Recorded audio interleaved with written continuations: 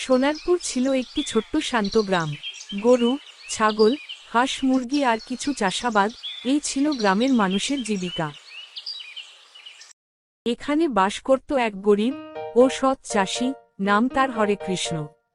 হরেকৃষ্ণ একা থাকত, সংসার বলতে তার একটি ছোট কুঁড়ে ঘর, কিছু জমি আর কিছু হাঁস মুরগি ছিল। তবে তার প্রিয় সঙ্গী ছিল এক হাঁস, নাম সুভি।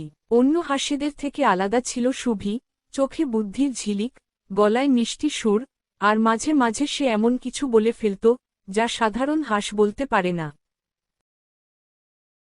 একদিন সকালে সুভি হঠাৎ বলে উঠল, হরে দাদা, আজ আমাদের হ্রদে যেও না। আজ ওখানে কিছু অদ্ভুত ঘটতে পারে। তুই যদি কথা বলিস তাহলে হ্রদে কিছু ঘটতেই পারে। তবে হরেকৃষ্ণ কৌতূহলী হয়ে গেলেন। তিনি হাঁসেদের নিয়ে হ্রদের পাশে গেলেন। হঠাৎ তার চোখে পড়ল হ্রদের মাঝখানে এক আলো ঝলমলে জায়গা, যেন রূপার মতো কিছু জ্বলছে। আমি তো বলেছিলাম, এটা কোনো সাধারণ হ্রদ নয়, এটা রূপান্তরের হ্রদ।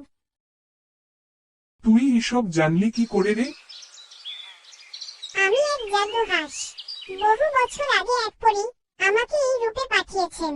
আমি এই হ্রদের রক্ষক। সুভির কাহিনী সুভি জানায়, সে এককালে ছিল এক রাজকন্যা। এক দুষ্টু জাদুকর তার ওপর অভিশাপ দিয়ে তাকে হাঁসে রূপান্তর করে দেয়। সেই অভিশাপ ভাঙবে তখনই, যখন সে একজন সৎ চাষির পাশে থেকে তার কষ্ট কমাবে এবং ভালোবাসা পাবে। তুমি যখন আমাকে অসুস্থ অবস্থায় তুলে নিয়ে গেলে, খাওয়ালে, যত্ন করলে, তখন থেকেই আমি বুঝেছি তুমি অন্য রকম মানুষ। তাহলে তুমি এখন মানুষ হয়ে যেতে পারো। না, এখনো না।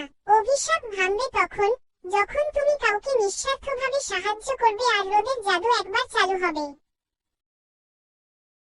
এই সময় গ্রামে হাজির হল এক ধনী জমিদার, নাম রঘুবীর দত্ত।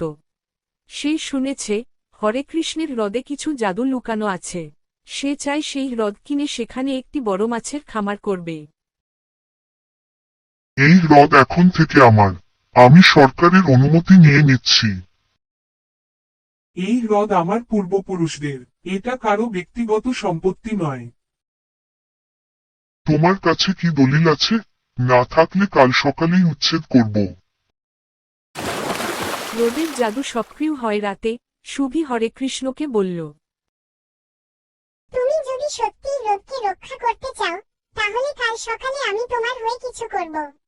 কিন্তু তোমার বিশ্বাস রাখতে হবে। সকালে জমিদার লোকজন নিয়ে আসে। ঠিক তখনই সুভি হ্রদের মাঝখানে গিয়ে গলা ছেড়ে ডাক দিল, হ্রদের আত্মা, তোমার রক্ষক ফিরে এসেছে। এবার সময় এসেছে রূপ দেখাবার। অবাক করা কাণ্ড। হ্রদের জল ঘুরতে লাগল ঘূর্ণির মতো, আর সেই ঘূর্ণির মাঝখান থেকে ভেসে উঠল এক রূপার পালক। সেই পালক আকাশে উড়ে গিয়ে পড়ল জমিদারের মাথায়, আর সে সঙ্গে সঙ্গে জ্ঞান হারাল। গ্রামের লোকেরা ভয় পেয়ে পিছিয়ে গেল। তখন সুভি আবার বলল, এই হ্রদ কোনো সাধারণ জল নয়, এটা প্রকৃতির আত্মা।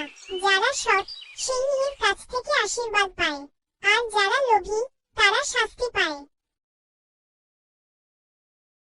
আমাকে মাফ করে দিন। আমি ভুল করেছিলাম। আমি আর কিছু চাই না। এই আত্মশুদ্ধির দৃশ্য দেখে হ্রদের উপর এক আলো নামে।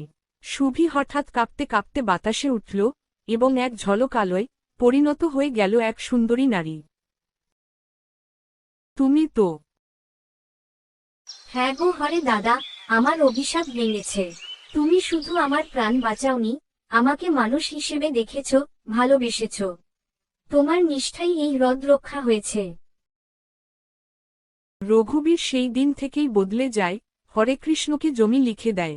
সরকারও হ্রদকে সংরক্ষিত অঞ্চল ঘোষণা করে। সুভি ও হরেকৃষ্ণ মিলে গ্রামের শিশুদের পড়ানো শুরু করে, হাঁস মুরগি ও হ্রদ নিয়ে শিক্ষা দেয়। আর রূপান্তরের হ্রদ, সেই হ্রদ আজও আছে।